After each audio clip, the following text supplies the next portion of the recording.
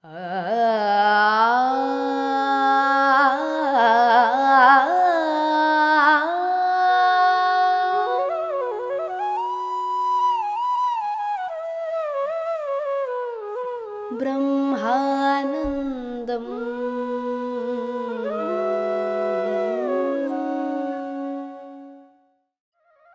नमस्कार दोस्तों, ब्रह्मानंदम शो में आपका एक बार फिर हार्दिक स्वागत है। आनंद कर्णेश जी द्वारा रचित A Thousand Seeds of Joy, हम इस किताब से आपस में विवेक बांट रहे हैं। दोस्तों, हम जिस अध्याय से गुजर रहे हैं उसका नाम है आनंद और देवदत्त। आनंद और देवदत्त दोनों गौतम बुद्ध जी के कजिन्स, उनके भाई थे। जैसा कि हमने पिछले एपिसोड में जाना, दोनों बुद्ध जी के बहुत करीब थे, एक नकारात्मक रूप से, एक सकारात्मक रूप से।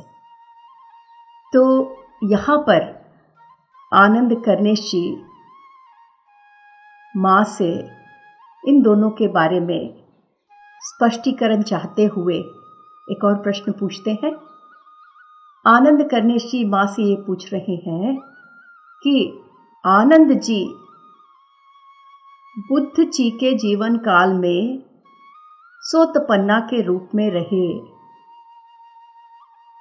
बुद्ध जी जब तक उनके साथ थे, उस जीवन काल में आनंद जी, जो उनके भाई थे, वो सोतपन्ना रहे, जबकि बुद्ध के पास अनेक शिष्य सोतपन्ना से आगे बढ़कर आध्यात्मिक मार्ग में अरहंत बन गए।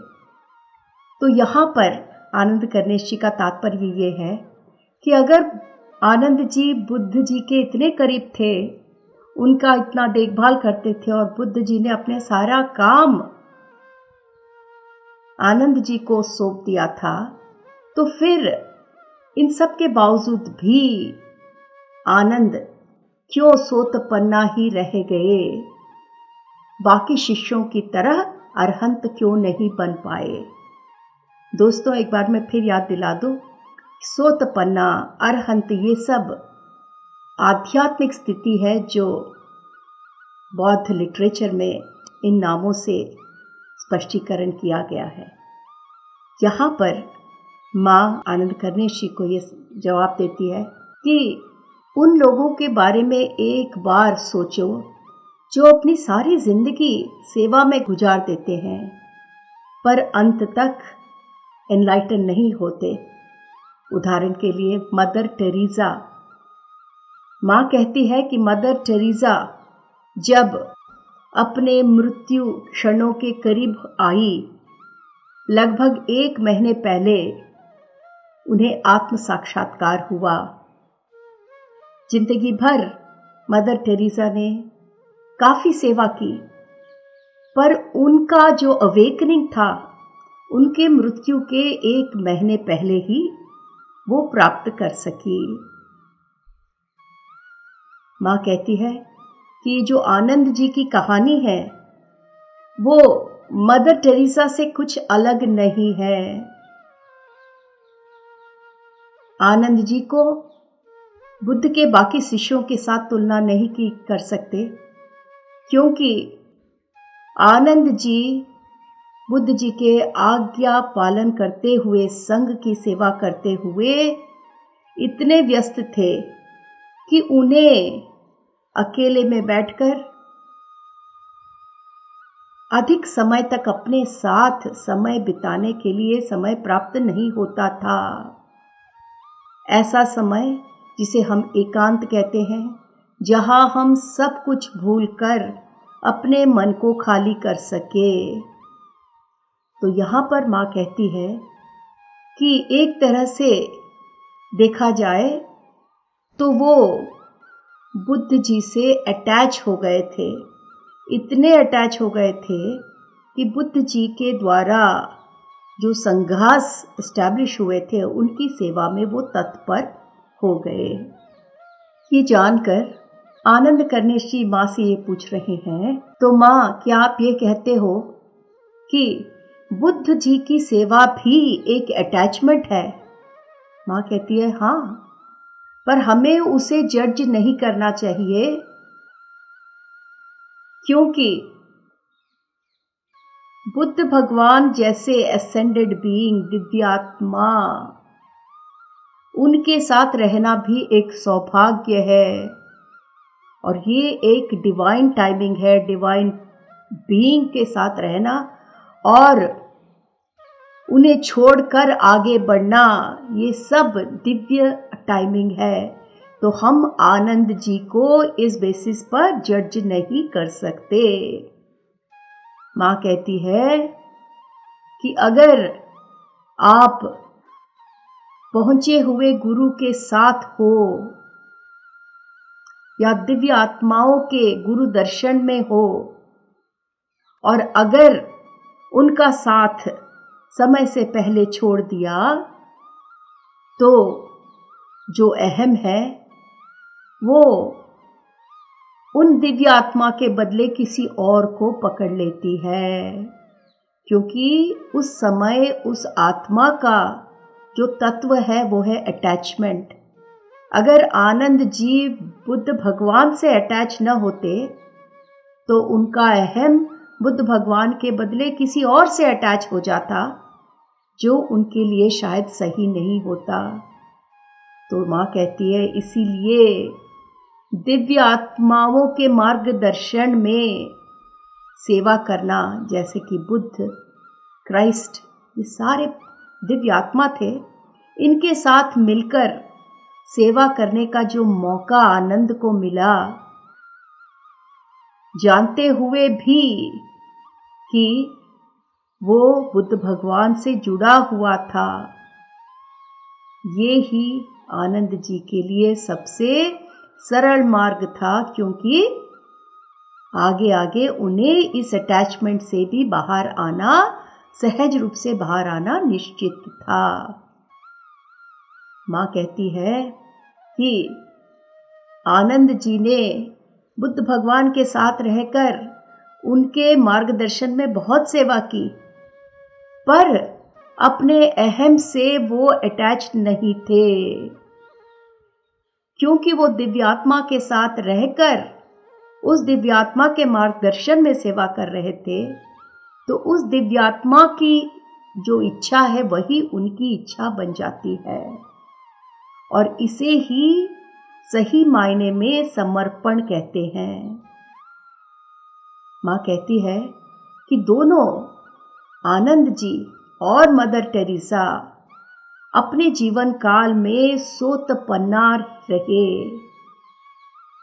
अपने जीवन के अधिक से अधिक समय में, जैसा कि माँ ने बताया, दोनों ही मृत्यु के समय, मृत्यु के समीप आने पर सोतपन्ना से अरहंत बन गए, जबकि देवदत्त उस जीवन काल में कभी एनलाइटन नहीं हो पाया।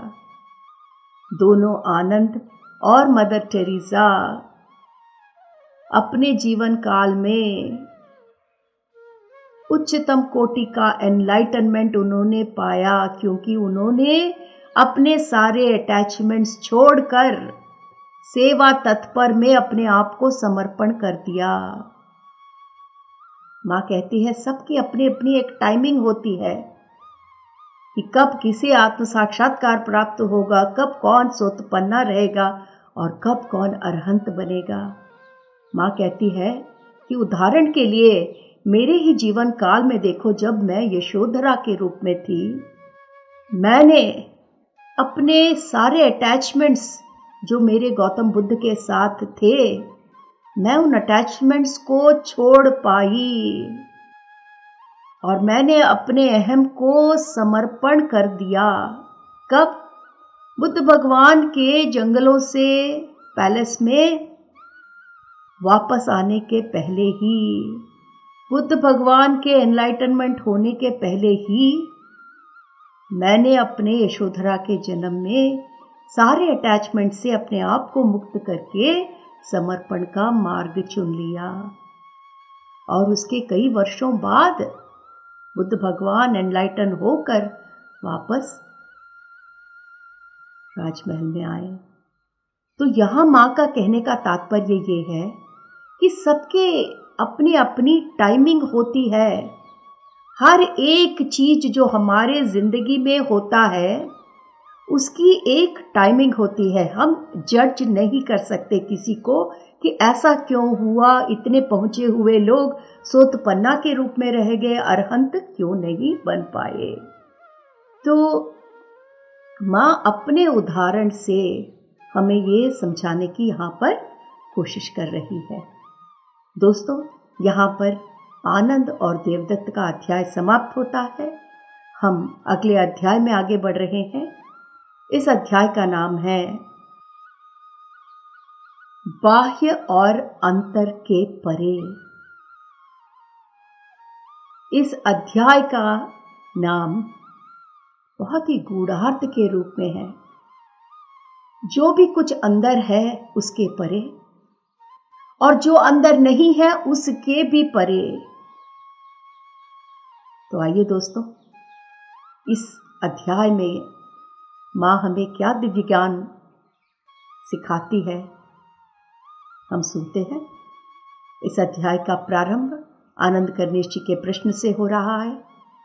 आनंद कर्णेश जी कह रहे हैं, माँ ये तो बहुत दिलचस्प की बात है कि यशोधरा के रूप में जो भी आपके जिंदगी में आया उसी में आप संतुष्ट होकर अपने आप को समर्पण करके आपने एनलाइटनमेंट प्राप्त किया।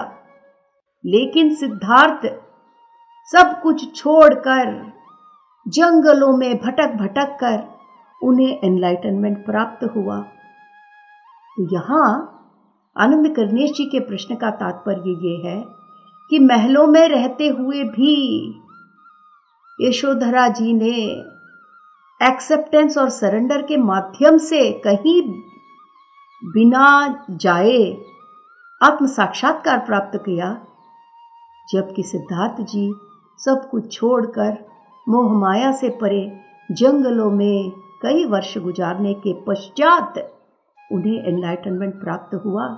आनंद कर्णेश जी को इस फैक्ट में बहुत दिलचस्पी है। वो यही कह रहे हैं कि तो बहुत ही इंटरेस्टिंग है। तो माँ कह रही है कि आनंद कर्णेश जी जो प्रश्न पूछ रहे हैं गौतम बुद्ध और यशोधरा के एनलाइटनमेंट के स्थितियों के बारे में, माँ कह रही है कि गौतम बुद्ध जो थे वो अपने आप को खोज रहे थे, दोबारा से खोज रहे थे। ये दोबारा से खोजने का मतलब ये है कि हर एक मनुष्य जब भौतिक रूप लेता है तो अपने आप को फिर ढूंढता है कि वो कौन है, कहां से आया है, इस जिंदगी का तात्पर्य क्या है। तो माँ कहती है कि जैसा हम जानते हैं कि वो विष्णु का अवतार है, जो सिद्धार्थ थे वो हमेशा एक्सट्रीम हर एक चीज को अंत तक पहचानने की कोशिश करते थे। सिद्धार्थ के जन्म में उन्होंने अपने आप को खोजने के लिए दुनिया भर छानना शुरू किया। अपने आप को खोजने का तात्पर्य क्या है दोस्तों? अपने आप को खोजने का मतलब ये है कि अंतर प्रयाण जो हम अपने आप में जर्नी करते हैं अपने आप को खोजने के लिए, तो सिद्धार्थ ने अपने आप को खोजने के लिए बाह्य रूप से हर एक जगह टटोला, पर उन्हें क्या करना था? माँ कहती है उन्हें सिर्फ ये करना था कि अपने आप को समर्पण करना था। किसके आगे? जो भी कुछ उनके सामने था, जो भी कुछ उनके अंदर था, जो भी कुछ उनके बाहर उन्हें दिख रहा था, उन सब के आगे उन्हें सिर्फ समर्पण करना था। पर गौतम बुद्ध, सिद्धार्थ अपने आप को खोजने के लिए इस दुनिया में आगे बढ़े, हर एक मार्ग टटोलने के लिए, ताकि वो अपने आप को ढूंढ पाए। आनंद कर्णेश जी यहाँ माँ से पूछ रहे हैं कि माँ आपने कहा कि पहले वो सब चीज को छोड़कर ढूंढ रहे थे। क्या ये आपके कहने का मतलब ये है कि वो राजपाट राजमहल सब छोड़कर पलायन होने की कोशिश कर रहे थे? पर बाद में जब उन्हें सब जगह ढूंढकर ये ज्ञात हुआ कि हर चीज से भागकर कोई लाभ नहीं, तब उन्होंने अपने आप में खोजना शुरू किया। माँ कहती है, हाँ बेटा, उन्होंने दोनों तरह से अपना ये जो प्रयास है, अपने आप को जानने का प्रयास जारी रखा। अपने मन से खोजा, अपने मन को खाली करके खोजा। दोनों तरह से उन्होंने अपना ये जो प्रयास है जारी रखा और अंत में उन्हें समर्पण का मार्ग ही चुनना पड़ा। उस चीज के सामने समर्पण जिसे हम वर्तमान कहते हैं, जिसे हम यहाँ और अभी कहते हैं, अंग्रेजी में हियर एंड नाउ कहते हैं। क्योंकि दोनों ही चीज मन से परे और मन के अंदर, दोनों के अपने अपने एक्सट्रीम्स हैं जो अहम का रूप ले लेते हैं। तो इसीलिए समर्पण का मार्ग ही अपने आप को दोबारा खोजने में सहायक होता है। आनंद कर्णेशी मां से प्रश्न पूछ रहे हैं, तो सिद्धार्थ को सिर्फ यही करना था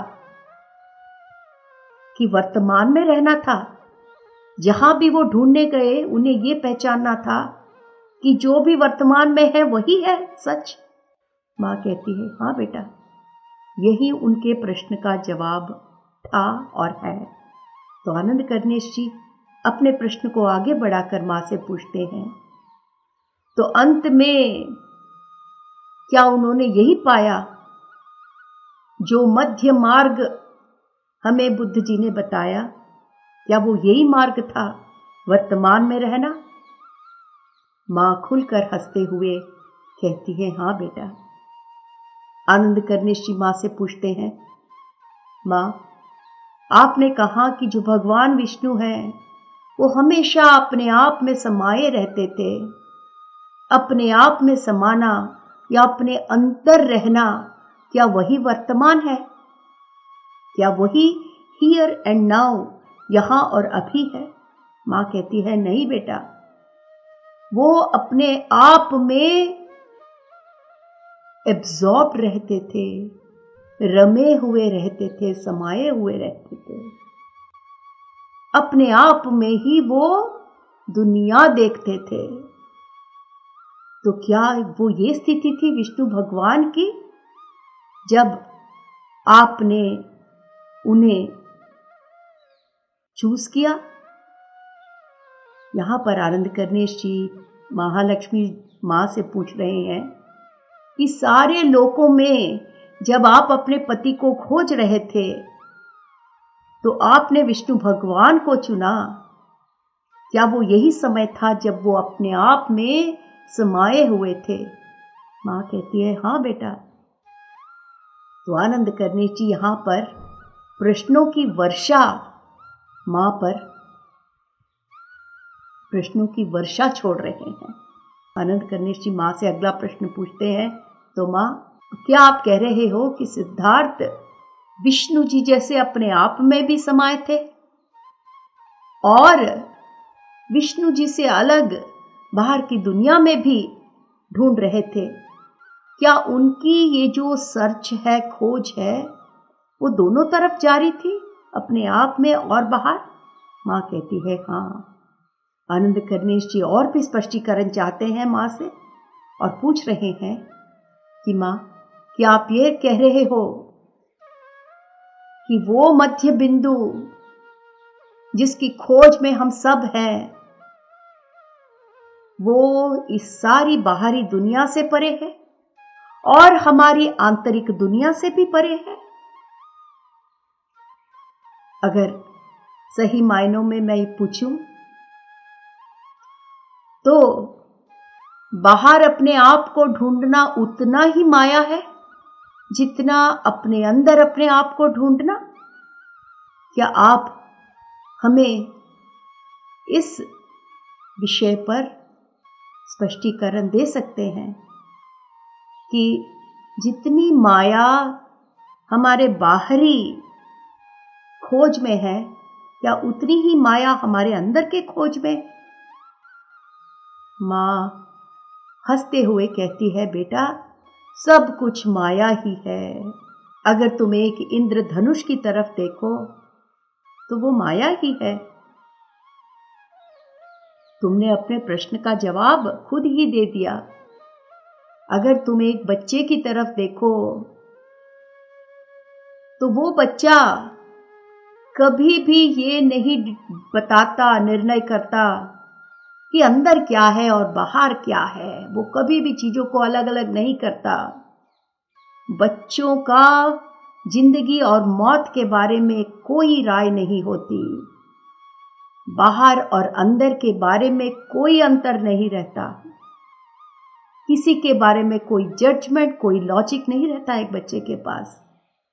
जो रहता है वो सिर्फ वर्तमान। बच्चे सिर्फ रहते हैं, उस क्षण में रहते हैं। बस उस क्षण में रहते हुए वो चीजों को देखते हुए जज नहीं करते। अंदर और बाहर का ये जो अंतर है, डिफरेंशिएशन है, वो नहीं करते। मृत्यु और जिंदगी के बीच के अंतर को वो देखते नहीं हैं। वो जो करते हैं सिर्फ वर्तमान में, इस क्षण में, अब और यहां रहते हैं। ये सुनकर आनंद करनेशी कह रहे हैं, माँ ये तो बहुत ही दिव्य ज्ञान है। तो हमारा जो ये पूरा जजमेंट है कि बाहर की यात्रा, अंतर की यात्रा, मन के अंदर, मन के परे, ये सब हमारे मन से आता है। ये सोच हमारी मन की है। और जब हम अपने मन से ही बाहर आ जाते हैं, कि मतलब मन को खाली कर देते हैं, तो हम इस द्वंद्वता से परे चले जाते हैं।